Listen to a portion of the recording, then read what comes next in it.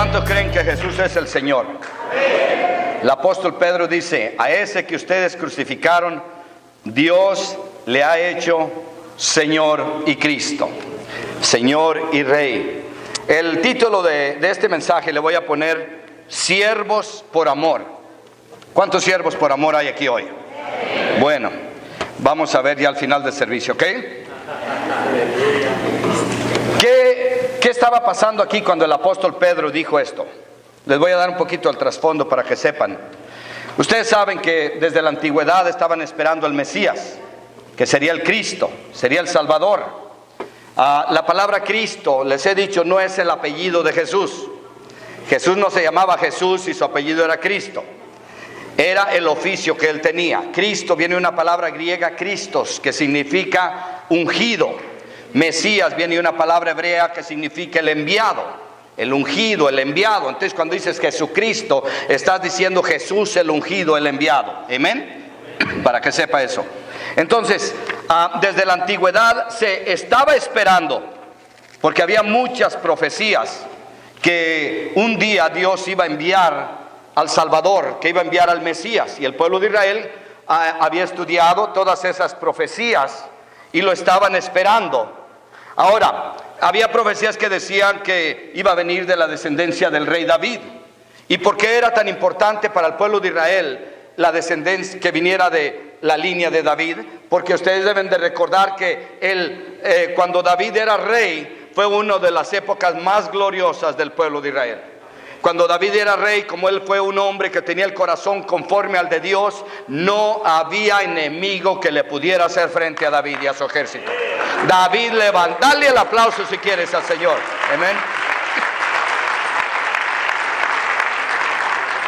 David exaltó el nombre de Dios.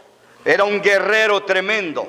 Entonces, cuando el pueblo de Israel escuchaba que el Mesías, el ungido, el Cristo, vendría de la descendencia de David, ellos se formaron la idea que iba a venir como un guerrero, que iba a venir como David, y que iba a pelear en contra de los enemigos de Israel, o que iba a venir como Moisés a libertar al pueblo, y que iba como destruyó a Faraón, así ahora iba a destruir al imperio romano. Y ahora el Mesías iba a sentar en Jerusalén, ahí en su trono, y que iba a establecer su reino ahí en Israel. Esa era la mentalidad que ellos tenían.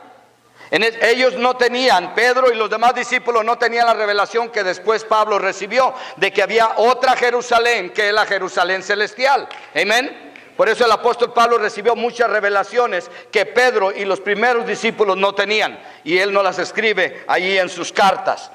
Ahora, en Mateo capítulo 16, Jesús preguntó y dijo: ¿quién dice la gente que soy yo? Y ya, pues unos que eres Juan el Bautista, otros que eres un profeta, y cada uno daba sus opiniones. Pero Jesús dice: ¿y ustedes? ¿Quiénes dicen que soy yo? ¿Quién dice? ¿Cómo me ven? ¿Quién creen que soy yo? Y Pedro dice: tú eres el Cristo, el ungido. Tú eres el Hijo del Dios viviente. Y entonces Jesús le dice: Pedro, esto no te lo reveló carne ni sangre. Esto viene directamente del Padre, que te ha revelado quién soy yo. Bienaventurado eres, Pedro. Ahora, él ahí supo que Jesús era el Cristo, que era el Mesías, que era el enviado. Amén. Ahora, la mentalidad de ellos era de que el enviado de Dios, el Mesías, venía de parte de Dios, y Dios lo iba a proteger en todas las cosas. Porque si Dios mandaba a alguien, ¿cuántos creen que Dios lo protegía y lo guardaba? Eso era lo que ellos tenían en mente. Todos los que se habían levantado como falsos mesías antes de Jesús, los habían matado, y cuando los mataban se dispersaban todos los demás, y esa era una señal de que eran falsos mesías. Amén. Entonces ellos ya tenían conocimiento de todo eso. Pero yo quiero que pongas atención en esto. Los discípulos sabían que en Deuteronomio capítulo 21, después lo puedes leer en tu casa, ahí había algo que Dios escribió muy tremendo.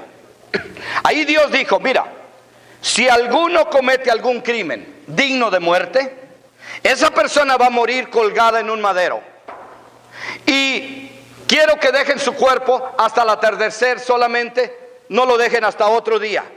lo tienen que descolgar y lo tienen que enterrar para que la maldición que está sobre él no venga a la tierra. Y ahí mismo dice en Deuteronomio, dice, porque todo aquel que muera colgado en un madero será maldecido por Dios. Ahora, los discípulos sabían estos versículos.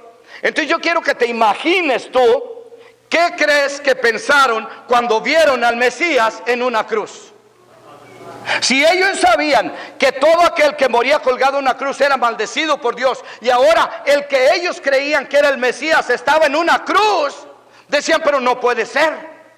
Pedro decía, pero si yo dije que él era el Cristo, el enviado, el Hijo del Dios viviente, ¿cómo es posible que ahora está siendo maldecido? Ellos no entendieron lo que Jesús estaba haciendo. Por eso Pablo fue el que entendió después por revelación de que lo que Jesús estaba haciendo, dicen en Gálatas capítulo 3, que Él se hizo por nosotros maldición, para que la maldición cayera sobre Él y la bendición de Abraham sobre nosotros. Amén. ¿Por qué es importante entender esto? Para que te des cuenta lo que estaba corriendo por la mente de los discípulos. Para que te des cuenta que no era tan fácil que se comieran ese bocadillo. No era tan fácil tomarse ese trago de ver al que ellos creían que era el Mesías y el que les dio la esperanza. Y que ellos creían que era el enviado de Dios, pero ahora está siendo clavado en una cruz. Ahora lo vieron cuando se lo llevaron y lo azotaron y él no se defendía. Y los discípulos estaban pensando, pero ¿por qué Dios no lo defiende? ¿Por qué Dios no lo protege? Si Él es el Mesías, ¿por qué Dios está permitiendo que le hagan eso? ¿Por qué va a morir Él maldecido por Dios? Estaban confundidos los discípulos. Y si tú y yo no entendemos el plan de Dios, también nos podemos confundir. ¿Cuánto creen eso? ¿Por qué creen ustedes que cuando Jesús le dijo a Pedro y a los discípulos que Él iba a morir, dijo Pedro, ni que morir, primero pasan por mi cadáver? Y cuando trataron de tomar al maestro, Pedro saca la espada y le tira. ¿No crees que le tiró a la oreja del soldado? No dijo, le voy a cortar una oreja. Le tiró al cuello, pero le falló y le cortó una oreja. Y Jesús, en lugar de decirle, tírale más abajito, Pedro, Jesús le dice, Pedro, ¿qué traes? Guarda esa espada. ¿No entiendes tú lo que estoy haciendo ahorita? Y Jesús le sana la oreja al soldado. Y yo siempre he dicho, si le sanó la oreja al soldado que lo llevaba a golpear, ¿cómo no se la va a sanar a un hijo?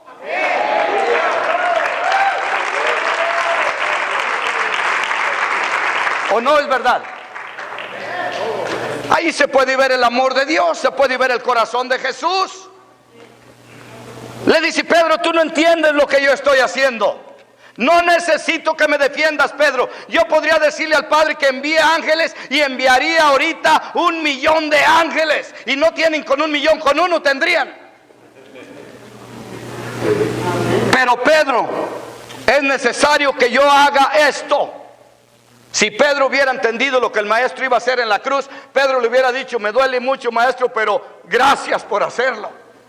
Pero no te voy a detener. Pero no sabían ellos, estaban confundidos. Y por eso cuando el gallo cantó, todos Pedro se sintió tan amargado porque había negado al maestro. Y todos se fueron derrotados, confundidos. ¿Dónde quedaron las ilusiones que nos dio Jesús? ¿Dónde quedó las promesas que escuchábamos? Estaba todo eso corriendo por su mente, y a la vez decían, pero si vimos los milagros, mostró que Él era el Mesías, hizo cosas que nadie había podido hacer, Él era, pero ¿por qué no lo defendió Dios? Por eso que cuando Jesús resucitó y aquellas mujeres fueron y le dijeron a los discípulos que había resucitado, no le creyeron. ¿Por qué no le creyeron? Porque no sabían el plan de Dios. Digan conmigo, no entendían el plan de Dios. Por eso es importante entenderlo, ¿verdad que sí? Ahora, Jesús cuando resucita, estoy yéndome a grandes pasos. Cuando Jesús resucita, le estoy dando el trasfondo de allí, ¿ok? Se les aparece a los discípulos y lejos de reclamarles, les dice, ¿saben qué? Ni para qué ponerme a explicarles ahorita todo. No me van a entender. Mejor váyanse a Jerusalén y esperen la promesa del Padre. Cuando venga el Espíritu Santo sobre ustedes, ustedes van a poder entender y van a poder recordar todo lo que yo les he dicho.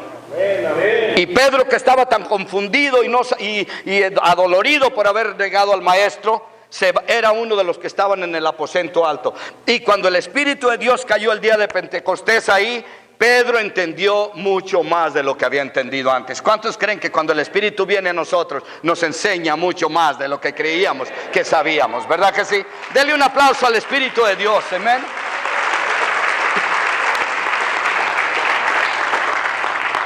Ahora mira, Pedro ahora sí está lleno del Espíritu Santo. Ahora sí está valiente. Y se para ahí y comienza a predicarle a toda esa gente que estaba ahí. Y les dice, ¿saben qué? Les dice, mira, ahora ya entendía más que solo era el Cristo, el enviado. Ahora él entendió que todo el poder y la autoridad le había sido dado a él. Ahora Pedro entendió que todos sus enemigos habían sido puestos por estrado de sus pies. Y les dice a aquella gente, miren, a ese Jesús al que ustedes crucificaron, Dios le ha hecho Señor y Cristo. Él es el Señor. A ese que mataron, Él es el Hijo de Dios, el creador de todas las cosas. A ese que ustedes llevaron a la cruz, es el que sostiene el universo entero con la palma de su mano. Es el Verbo hecho carne. Y es más, les dice en el capítulo 4, en ningún otro hay salvación, porque no hay nombre dado a los hombres en que podamos ser salvos, solo ante el nombre de Jesucristo. Ante ese que ustedes crucificaron, es el único que puede salvarnos. ¿Se imaginan cuando el pueblo escuchó eso? Y por eso les llegó un arrepentimiento tremendo. Y dice la Biblia que 3,000 personas se entregaron a Cristo ese día, porque notaron que Jesús era el Hijo de Dios, el Señor, el Rey, el Mesías, el ungido, el Cristo, el enviado. No, dáselo con ganas. Ahora, pero ¿qué significa conocer a Jesús como Señor? Porque para poder ser salvo tienes que reconocerlo como Señor. Dice en Romanos 10:9 en adelante, dice que si confiesas con tu boca que Jesús es Señor y crees en tu corazón que Dios le levantó de los muertos, serás salvo. Entonces, el declarar a Jesús como Señor es un requisito para poder ser salvo. Tienes que reconocer que Él es el Señor. ¿Y qué significa reconocerlo como Señor? Que Él es el que tiene la autoridad sobre nosotros. Que Él es el que nos compró con su sangre, que ya no nos pertenecemos a nosotros mismos, que tenemos un nuevo dueño que puede disponer de nuestra vida como Él quiera. Ahora, muchos tienen temor de entregarle su vida, y yo hoy quiero quitarte ese temor. Amén. Muchos tienen temor de entregarle su vida incondicionalmente a Dios. Quieren tener como su propia agenda y darle solamente poco a poquito, porque temen que a lo mejor Dios les cambie los planes. Pero yo te tengo buenas noticias. Si tú supieras cuánto Él te ama, le entregas todo sin reservas ni medidas. Si tú entiendes que lo que Él tiene es mucho mejor que lo que tú puedes pensar para ti, no te va a dar temor entregarle nada. Jesús no quiere ser tu Señor para ser un dictador. Él lo que quiere es que tú camines bajo su protección, su provisión y bajo su bendición. Es lo que Él quiere. Si se lo vas a dar, dáselo con ganas, amén. Jesús quiere ser tu Señor porque Él te compró para que ya no vivas atado, para darte libertad. Porque Él no quiere que seas esclavizado. Y les voy a explicar aquí algo para aquellos que no lo entiendan sobre los esclavos. Miren, préstame tu atención unos minutos, ¿ok? En aquel tiempo había una clase de esclavos que eran los que se vendían en la subasta. Esos esclavos los traían y la gente venía así y apostaba de acuerdo a los trabajadores que tú ocuparas. Si tú necesitabas 2 o 3, pues venías a comprarlos a la subasta, y de acuerdo al tamaño de ellos, la fortaleza, la edad, así apostaban y eso era lo que valían. Esos esclavos se iban con el que los compraba y pertenecían a ese dueño. No tenían voz ni voto. Esos esclavos vivían oprimidos el resto de su vida, sin ninguna esperanza.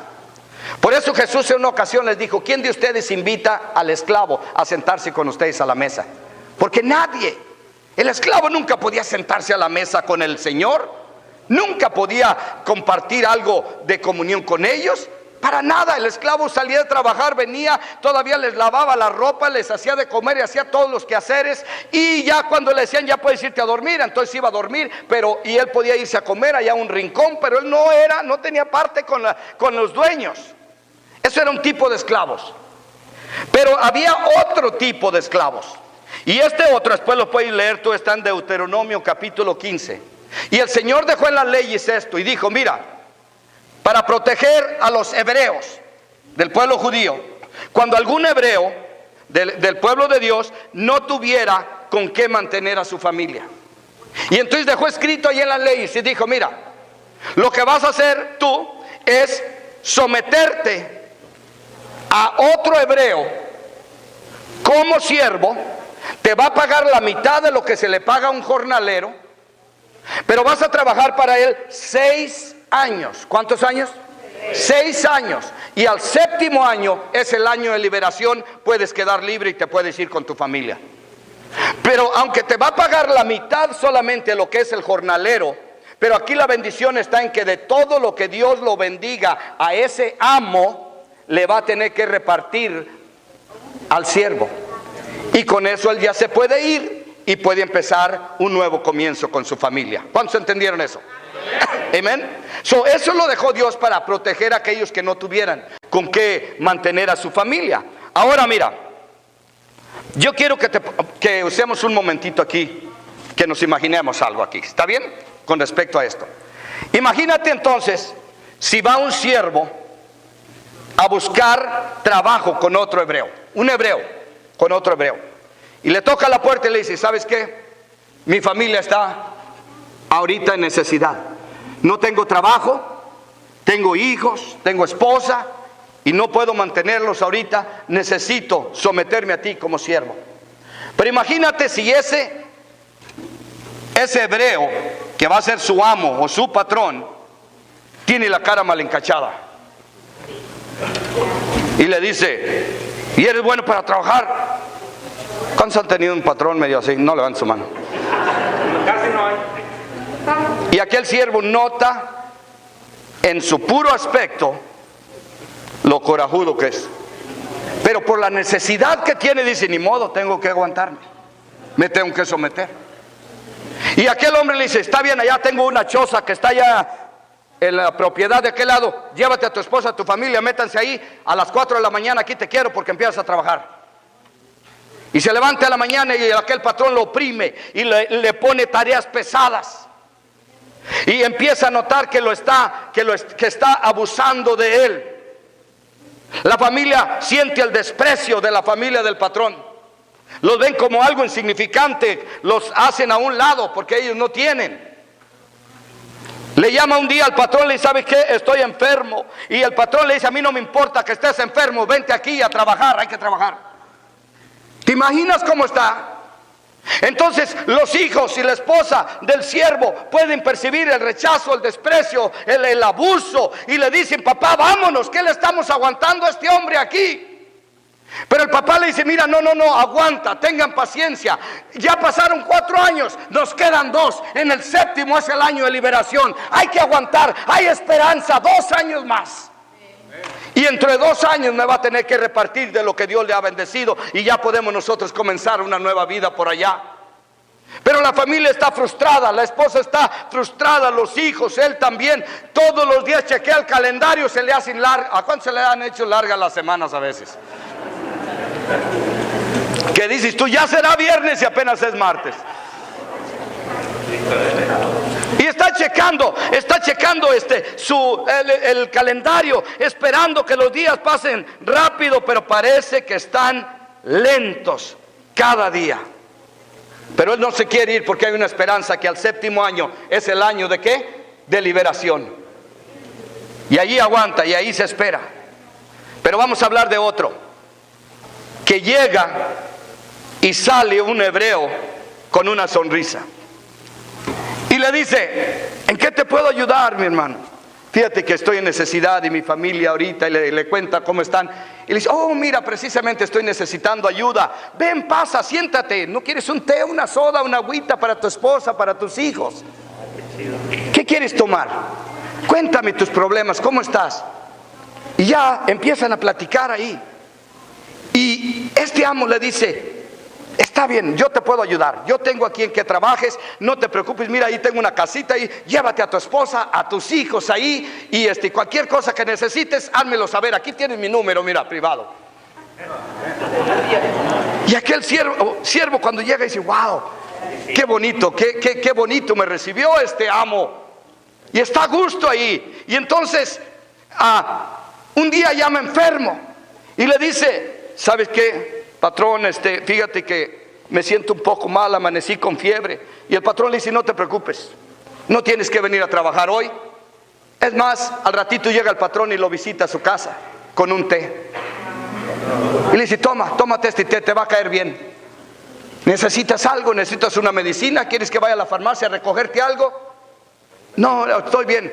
¿Tus hijos, tu esposa necesita algo? No, estamos bien, gracias. Ok, si me necesitas, ahí tienes mi número, llámame, ¿ok? ¿Cuánto le gustaría trabajar así?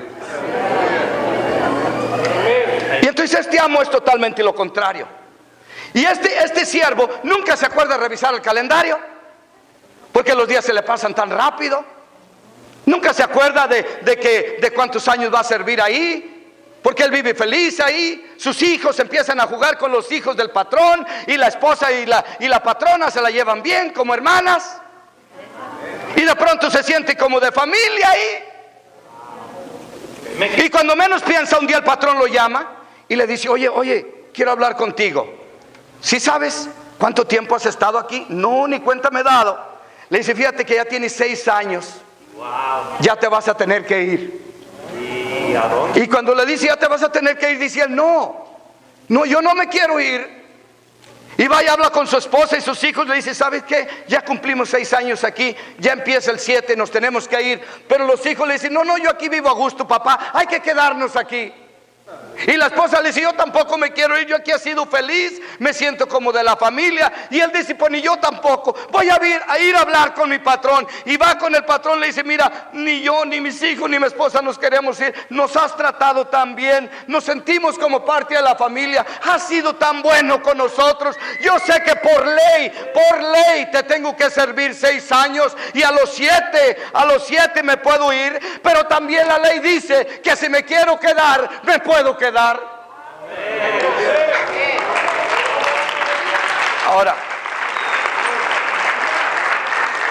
también la ley dice que si me quiero quedar, me quedo ahora, pero ya no por la ley, sino por amor. Ya no es un siervo bajo la ley, sino un siervo por amor. Y le dice, te he amado tanto, mi patrón, mi amo, has sido tan bueno conmigo y con mi familia, que yo te quiero servir el resto de mi vida. Me quiero quedar contigo.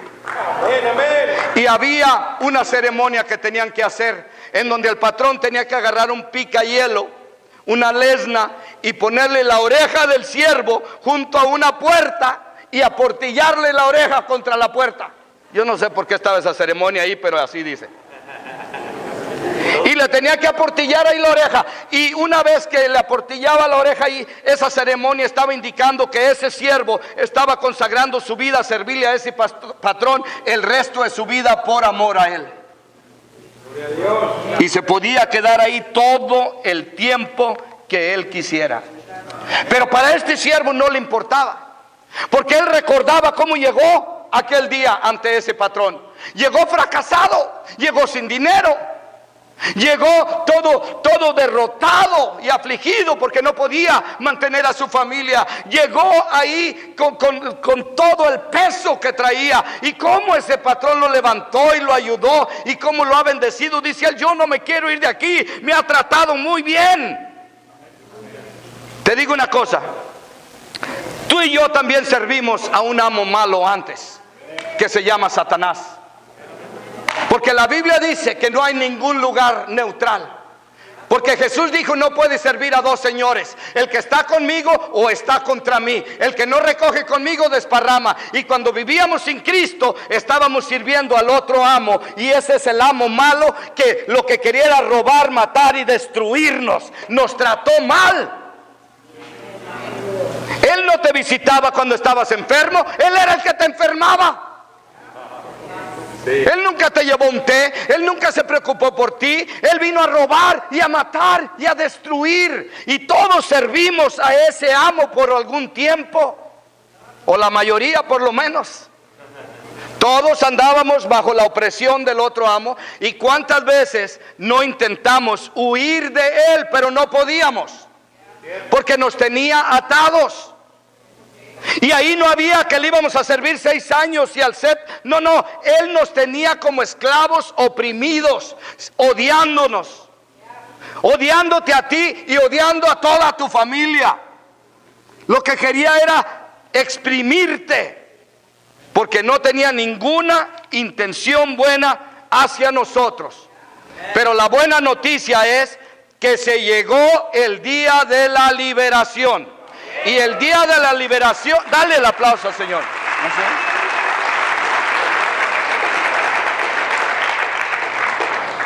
El día de la liberación es el día que Cristo vino a tu vida. ¿Cuántos ya recibieron a Jesucristo? Ese día fuiste libre del amo malo. Dale un aplauso con ganas. A ver, quiero que le des un grito de alegría a ese amo bueno. 1, 2, 3.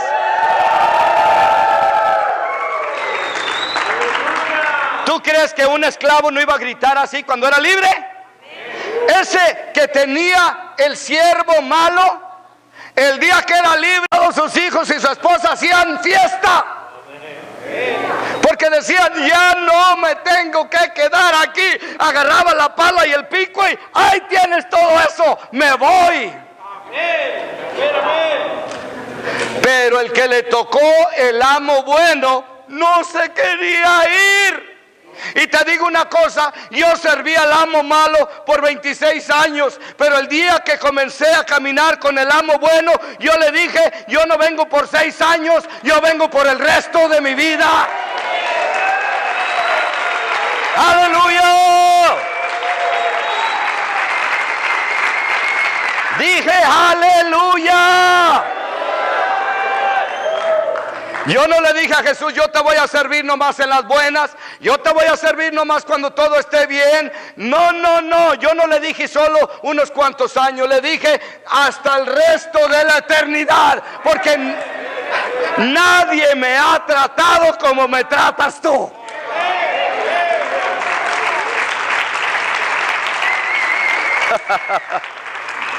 Yo no sé si tú no has notado la diferencia, pero yo sí la noté. Yo noté la diferencia de uno que me tenía todo chipoteado, que me tenía pesando 105 libras, todo enfermo, vomitando sangre, que diagnosticado que en cualquier momento me moría. Y cuando cambié al otro y me dio sus brazos y me atendió y me sanó, me liberó, me restauró y me perdonó.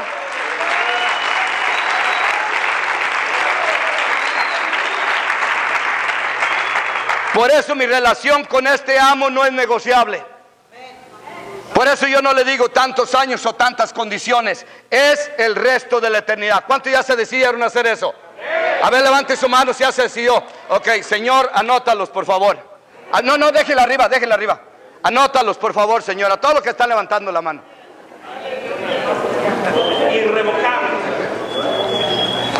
Ahora, yo te quiero preguntar: ¿algunos de ustedes quieren volver con el amo malo? ¿Tú crees que alguno que salía del amo malo, si caía en algún problema, después iba a buscar ayuda con él? No lo quería ni volver a ver.